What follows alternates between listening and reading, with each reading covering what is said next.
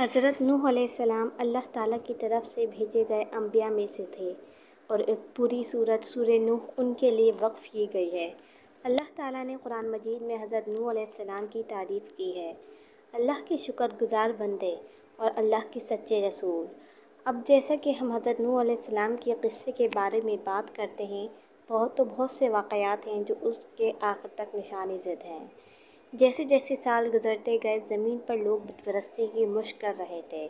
یہ عمل اس طرح عمل میں آیا کہ جب بھی کسی نیک آدمی کا انتقال ہوتا تو ان کی یادگار کے لیے مجسمے بنائے جاتے۔ آنے والی نسلوں نے انہیں دیوتا سمجھ کر ان کی پوجا شروع کر دی۔ ان کا ماننا تھا کہ یہ دیوتا ان کے لیے اچھائی لائیں گے، برائی سے ان کی حفاظت کریں گے اور ان کی تمام ضروریات پوری کریں گے۔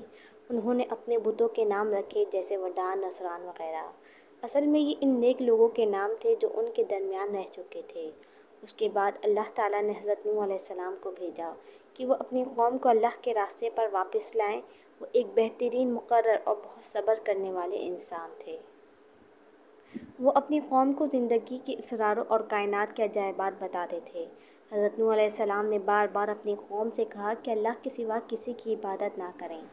انہوں نے ان پر واضح کیا کہ کس طرح شیطان نے انہیں اتنا عرصہ دھوکہ دیا اور اب وقت آ گیا ہے کہ اس فریب کو روکا جائے۔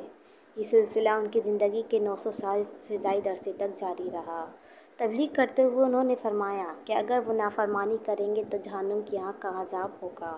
تاہم صرف کمزور اور غریب لوگ بشمول مزدور ان پر یقین کرتے تھے، لیکن امیروں نے نہیں کیا۔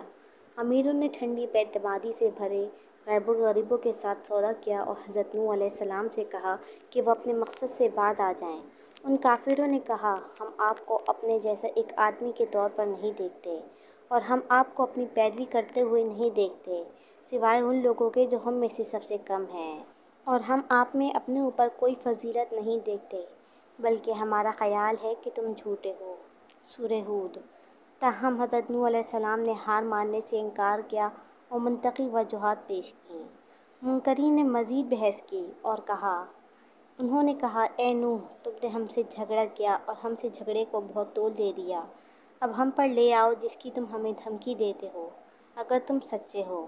سورہ ہود۔ حضرت نوح علیہ السلام نے پھر فرمایا، یہ عذاب تم پر اللہ ہی لائے گا اگر وہ چاہے گا، پھر تم نہیں بچو گے اور میری نصیحت تمہیں کوئی فائدہ نہیں دے گی، اگرچہ میں تمہیں اچھی نصیحت کرنا چاہوں۔ لیکن اگر اللہ تمہیں گمراہ کرنا چاہتا ہے، وہ تمہارا رب ہے اور اسی کی طرف تمہیں لوٹ کر جانا ہے۔ سورہ ہود۔ اپنے سچے دلائل کے باوجود وہ اپنے لوگوں کو اللہ پر ایمان لانے کے لیے گھنٹوں دن بدن قائل کرتے رہے۔ مزید یہ کہ جب بھی آپ نے انہیں اللہ کی طرف بلایا تو وہ یا تو اس سے بھاگے یا کانوں میں انگلیاں ٹھوس کر حق بات سننے میں مغرور ہو گئے۔ مجموعی طور پر انہیں احساس ہوا کہ یقیناً ان کی کوششیں بیکار تھیں، نتیجتاً وہ تھکے ہوئے اور اداس ہو گئے۔ چنانچہ اللہ سبحانہ وتعالیٰ سے کافروں کو ہلاک کرنے کی درخواست کی، جیسا کہ قرآن کہتا ہے، اور نوح علیہ السلام نے کہا، اے میرے رب، زمین پر کافروں میں سے کسی کو نہ چھوڑنا، اگر تو نے ان کو چھوڑ دیا تو وہ تیرے بندوں کو گمراہ کریں گے اور ان سے بدکار کافروں کے سوا کوئی پیدا نہیں ہوگا۔ سورہ نوح۔ پھر اللہ تعالیٰ نے ان کی دعا قبول فرمائی اور حضرت نوح علیہ السلام سے کہا کہ وہ لکڑی اور اوزاروں سے سمندر سے دور کشتی بنائیں۔ جب کافروں نے ان تیاریوں کو دیکھا تو وہ ان کا مذاق اڑانے لگے کہ وہ پاگل ہو گئے ہیں، جیسا کہ قرآن کہتا ہے، اور کشتی کو ہماری نظروں کے نیچے اور ہمارے الہام سے بناؤ اور مجھ سے ان لوگوں کی طرف سے خطاب نہ کرو جنہوں نے ظلم کیا، وہ یقیناً غرق ہونے والے ہیں۔ سورہ ہود۔ کفار کے طعنوں کے جواب دینے کے لیے حضرت نوح علیہ السلام نے فرمایا، اور آپ کو معلوم ہوگا کہ کس کو ایسا عذاب ملے گا جو اسے زمین پر رسوا کرے گا اور کسی پر آخرت میں دائمی عذاب نازل ہوگا۔ بالآخر جب کشتی بنی تو حضرت نوح علیہ السلام اور ان کے مومنین نے صبر کے ساتھ اللہ تعالیٰ کے حکم کا انتظار کیا۔ اللہ تعالیٰ نے ان پر نازل کیا کہ جب حضرت نوح علیہ السلام کے گھر دھوڑ سے معجزانہ طور پر پانی نکلے گا تو یہ سیلاب کے آغاز کی علامت ہوگی اور حضرت نوح علیہ السلام کے قدم اٹھانے کی علامت ہوگی۔ پھر دن آیا اور پانی معجزانہ طور پر مکینوں پر برسا، جس کے نتیجے میں شدید بارش ہوئی۔ حضرت نوح علیہ السلام نے کشتی کو کھولا اور مومنوں اور جانوروں کو اندر آنے کی اجازت دی، جس میں تقریباً 80 افراد تھے۔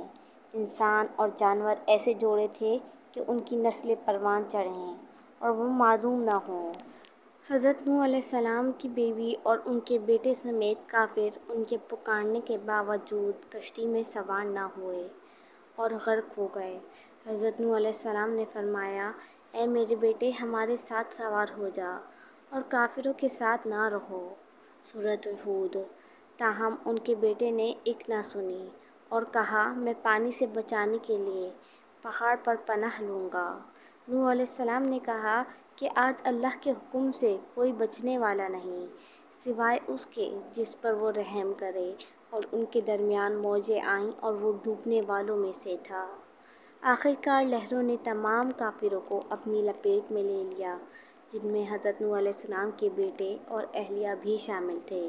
اس کے بعد جب پانی جذب ہو گیا تو حضرت نوح علیہ السلام غمگین ہوئے اور اس بات پر روئے کہ ان کے بیٹے اور بیوی نے اللہ سبحانہ تعالیٰ کی باتوں کو نہیں مانا۔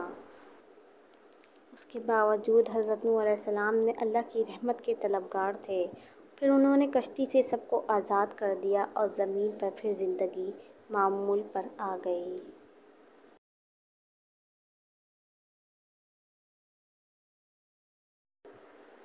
مزید اسلامی واقعات سننے کے لیے ہمارے چینل کو سبسکرائب کر دیجیے گا تاکہ آپ کو ہماری آنے والی ہر ویڈیو مل سکے۔